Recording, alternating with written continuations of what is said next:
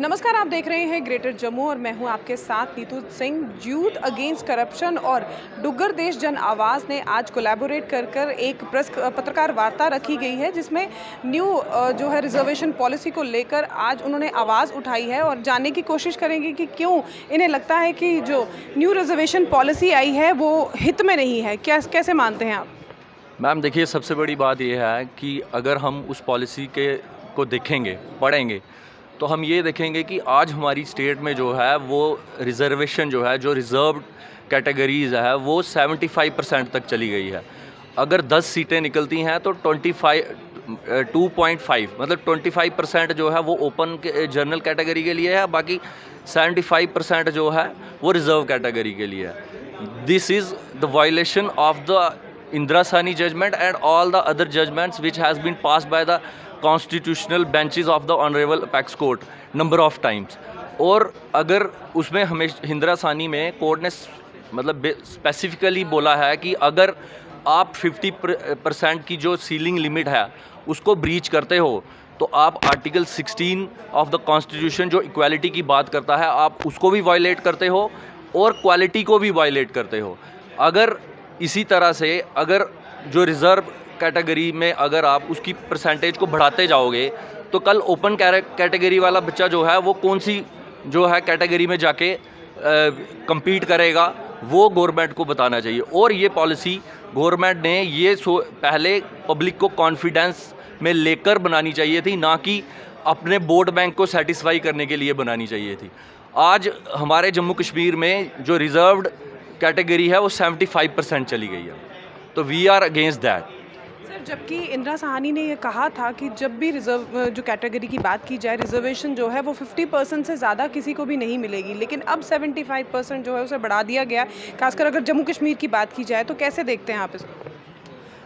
Court का settle law कि आपको अगर ऐसा जैसे बताया मेरे अतुल जी ने बताया कि 50% आप एक्सीड नहीं कर सकते, लेकिन अगर इन्होंने एक्सीड करी उसके पीछे इन्होंने ग्राउंड्स कोई नहीं दिए। इन्होंने जैसे एसटी ऐड हुआ, पहाड़ी स्पीकिंग पीपल को एसटी स्टेटस मिला, तो वो एसटी में ऐड हो गया। एसटी को ऑलरेडी रिजर्वेशन थी, पहाड़ी स्पीकिंग पीपल का 4% ऑलरेडी था। जो पहले रिजर्वेशन दी गई 2020 में, उसके बेनिफिट्स भी तो देखने थे, क्योंकि रिजर्वेशन आपने दी तो उसके बेनिफिट्स कितने मिले, रोस्टर की डिटेल आती, कितने लोग अकोमोडेट हुए हैं, स्कॉलरशिप्स हैं, स्कॉलरशिप्स मिले, वहाँ एजुकेशनल इंस्टीट्यूट यूनिवर्सिटी बनी, वहाँ इंजीनियरिंग कॉलेजेस बने, अभी मेडिकल कॉलेज भी है। अगर ये इंफ्रास्ट्रक्चर जो चाहिए था, जो रिजर्वेशन ना दे करके अलग अलग तरीके हैं लोगों को कैपेबल बनाने के, सो दैट कि वो रिक्रूटमेंट में जॉब्स जो है वो सीख कर रहे हैं तो उसके काबिल बन सके, कम्पीट कर सके, तो उसकी डिटेल उसकी कोई भी ना किसी रिपोर्ट में, जिस रिपोर्ट के आधार पर आरक्षण दिया गया, ना उसमें दी गई, उस रिपोर्ट में दी गई जिसके आधार पर बढ़ाया गया, नई पॉलिसी लाई गई। अगर ये किया गया तो उसके पीछे एक ही मोटिव था। अगर आप देखेंगे डिलिमिटेशन जब हुई, राजौरी अनंतनाग सीट थी, तो पहाड़ी स्पीकिंग पीपल के जो पॉपुलेशन है वो इन्हीं डिस्ट्रिक्ट्स में ज़्यादा है, तो कहीं ना कहीं एक दिखावा कि भाई हम कश्मीर में सीट जीत रहे हैं, उस एक माइंडसेट के साथ ये रिजर्वेशन दिया गया था। और ये जब मैं कह रहा हूँ सबको पता है, ये इवन कि भाजपा के अपने प्रत्याशी उनको, जैसे कि आपके साथी ने भी कहा कि ये वोट बैंक की एक नई ये वही थी, प्रिसाइजली ये वही था, इन्होंने वही किया। और अगर इसको हम देखेंगे कि ये जो चीज़ इन्होंने करी, और गला काटा तो किसका काटा? जनरल कैटेगरी और ओपन मेरिट का। जब भी ये किसी कैटेगरी में मैम, जब भी किसी कैटेगरी में न्यू क्लासेस को इम्प्लीड करते हैं, ये जब भी किसी, जैसे एसटी में इन्होंने एसटी क्लासेस में पहाड़ी ट्राइब्स को डाला, इन्होंने एसटी की जो कोटा था, जो उनकी रिजर्वेशन थी, उसको कम नहीं किया, वो उतना ही रहा। इन्होंने ओपन वालों की जो वो था उसको कम कर दिया। देखिए, जब सेंट्रल गवर्नमेंट ने रिजर्वेशन एक साल पहले शुरू किया कि हम रिजर्वेशन बढ़ाएंगे, जम्मू में प्रोटेस्ट हुए, और जो प्रोटेस्ट थी उसके बाद एलजी ने यहाँ पे अनाउंस कर दिया कि 10% एक्स्ट्रा रिजर्वेशन मिलेगी। होता क्या आया, ट्रेडिशनली क्या होता आया है कि कभी अगर स्टेट की डिमांड है रिजर्वेशन बढ़ाने के लिए, तो यहाँ पे असेंबली में डिस्कस किया जाएगा, उसमें तमाम लोग डिस्कस करेंगे कि देनी चाहिए नहीं देनी चाहिए, तो यहाँ पे सीएम हमारे उसको सेंटर तक भेजेंगे। यहाँ पे असेंबली है नहीं, यहाँ पे कोई डिस्कशन हुई नहीं है, और पार्लियामेंट में भी इस पर कोई डिस्कशन हुई नहीं है, तो क्या एक अनकॉन्स्टिट्यूशनल है, अनडेमोक्रेटिक तरीके से सिर्फ और सिर्फ अपने पॉलिटिकल फ़ायदे के लिए, अपने बेनिफिट के लिए ये रिजर्वेशन दी गई, ना कि जनता के बेनिफिट्स के लिए। सर, अब आप क्या चाहते हैं, आप किस तरह से अपील करेंगे सरकार से कि जो ये रिजर्वेशन न्यू पॉलिसी आई है उसमें अमेंडमेंट की जाए?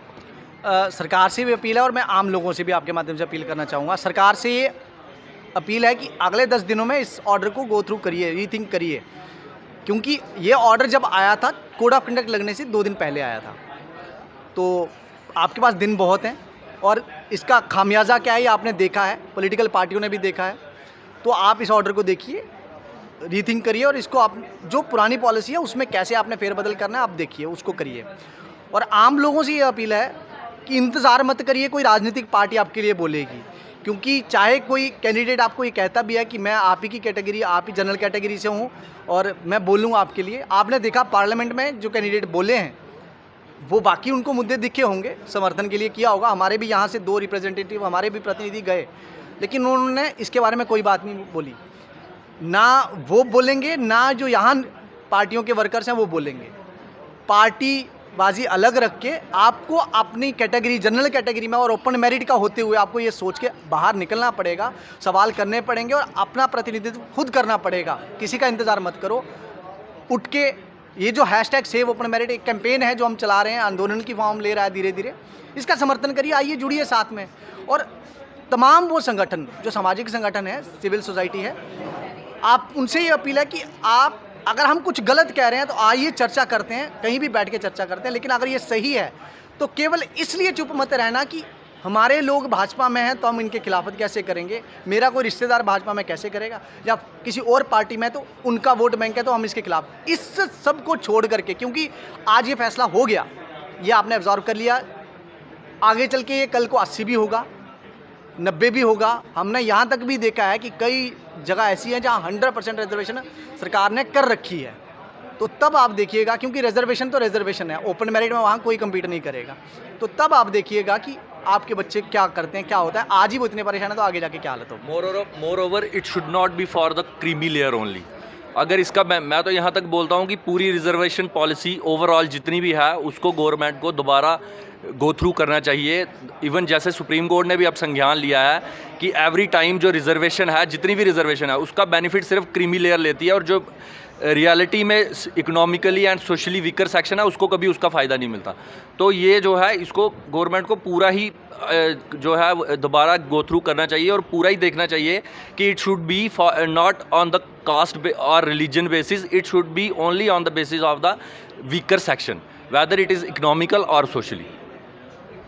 जैसे कि आपने देखा आज यहाँ पर वॉर अगेंस्ट करप्शन के साथ साथ डुग्गर देश जन आवाज़ के द्वारा एक पत्रकार वार्ता रखी गई। जिस तरह से न्यू जो है इस समय रिजर्वेशन पॉलिसी आई है उसमें वो ये चाहते हैं कि सरकार जो है इसमें चेंजेस लाए।